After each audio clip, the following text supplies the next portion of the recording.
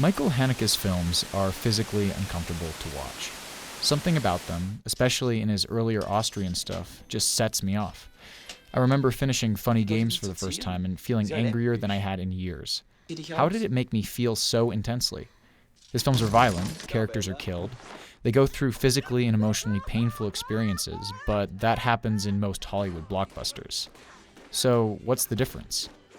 I think it has to do with melodrama, specifically the way in which Haneke manipulates the genre's narrative structure and formal elements to force the audience to realize how they're implicated in an ideology of unethical media consumption.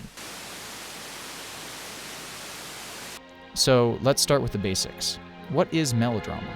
Some scholars think that it can be broken down into a set of formal characteristics, such as repetitive structure, unmotivated events, rhythmic montage, and overlong spectacles.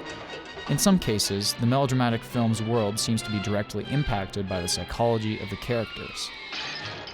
Other scholars see it as a cultural mode that goes beyond film, influencing the way we moralize and simplify our world. They're bringing crime, they're rapists, and some... I noticed that a lot of these formal elements show up in Haneke's films. Funny Games, for example, follows a cyclical, repetitive structure in which two men torture an innocent family, as possibilities of their escape are continually presented and then removed. Benny's video certainly has its fair share of unmotivated events. Benny impulsively kills a girl, and then rats out his parents when they help him get away with it. The mise-en-scène of Benny's dark room, with its drawn curtains, metal posters, and shelves of videotape, seems to indicate his disturbed nature. The Seventh Continent is full of spectacle. Characters unexpectedly burst into tears, and long sequences of repetitive consumption-focused imagery punctuate the film. A drastic change in the mise-en-scène of the family's home reflects their psychological state. But despite the existence of these melodramatic elements in Haneke's movies, they still feel, well, torturous.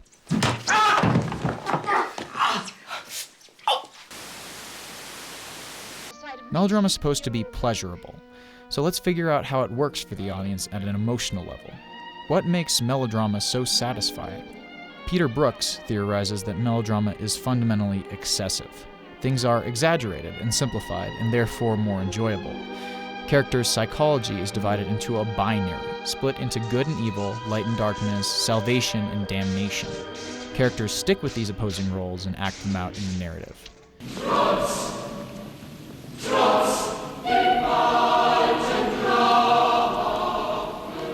In Haneke's films, this moral center is more complicated.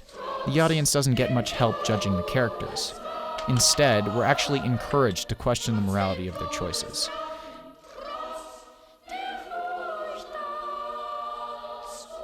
In The Seventh Continent, the family's decision to destroy their possessions and commit suicide is a dramatic reaction to the apparent meaninglessness of bourgeoisie life, apparently indicating their moral certainty.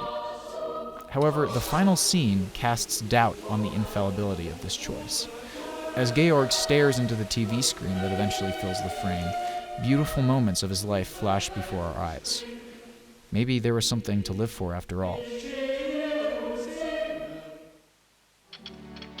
Brooks' melodrama also involves an arc of repression and actualization. In this process, melodramas solve basic Freudian psychological problems. Characters have repressed internal sources of conflict that remain unaddressed until they're finally allowed an emotional release. Or, as Brooks puts it, a victory over repression, a climactic moment in which the characters are able to confront one another with full expressivity, to fix in large gestures the meaning of their relations and existence. This is what's so emotionally satisfying. The audience experiences this release of tension right alongside the characters.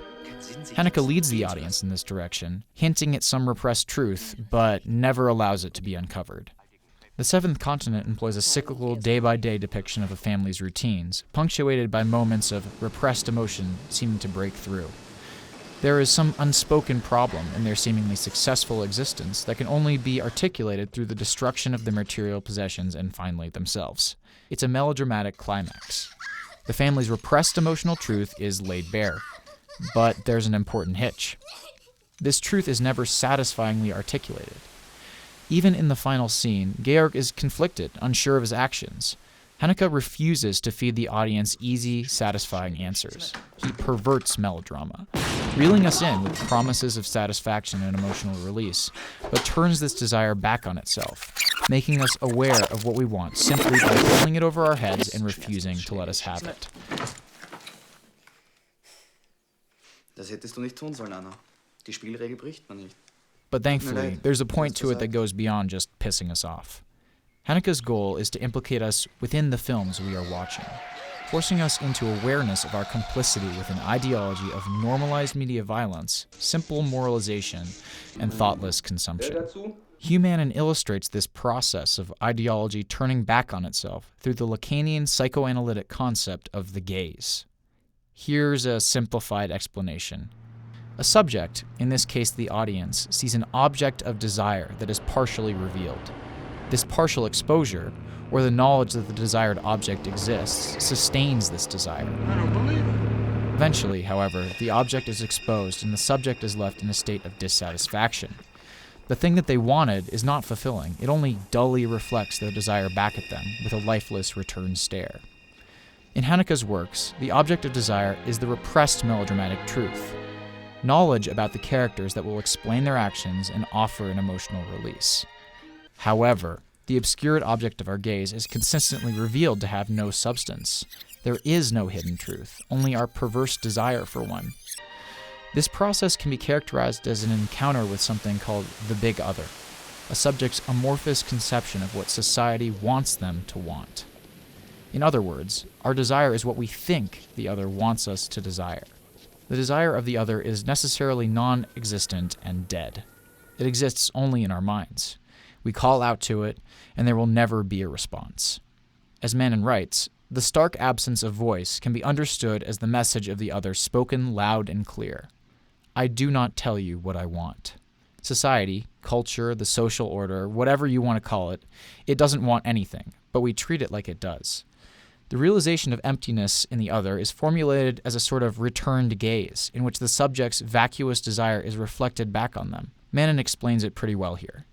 One expects to find a living, responding look back, and instead encounters the abject stupidity of an unmotivated blank stare. I believe this moment of returned gaze is most elegantly expressed in Haneke's works when the gaze of characters and the audience are united. In certain moments, we both want to know the same things, an eerie parallelism that highlights our desire's fabricated nature. Haneke knows what we want and makes the characters ask for it in a perverse sort of acknowledgement. Was wollen Sie unser Geld? Nehmen Sie, was Sie tragen können, verschwinden Sie. Of course, he provides no answers.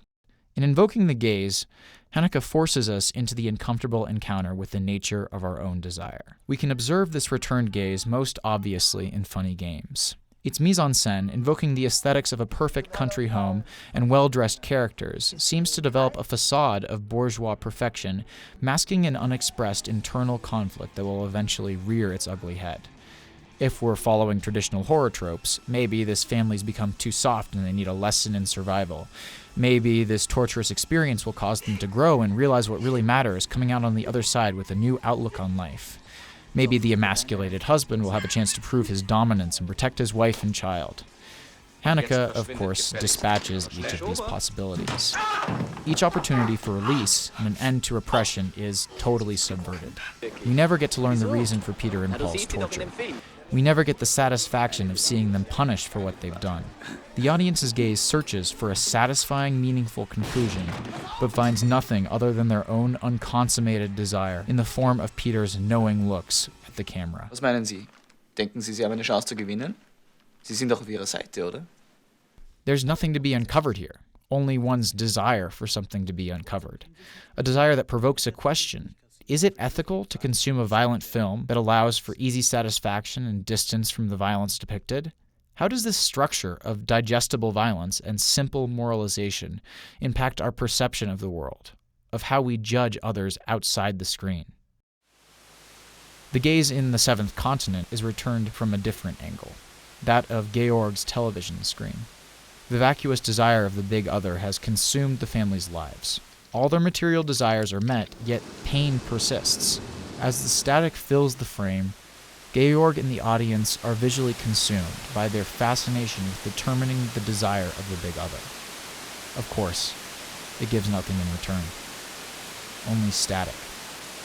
The gaze in Benny's video plays upon the audience's desire for a concrete reason behind the violence Benny commits. His obsession with media seems to suggest a cause, but the film allows no such satisfaction. Hast du's getan? Was?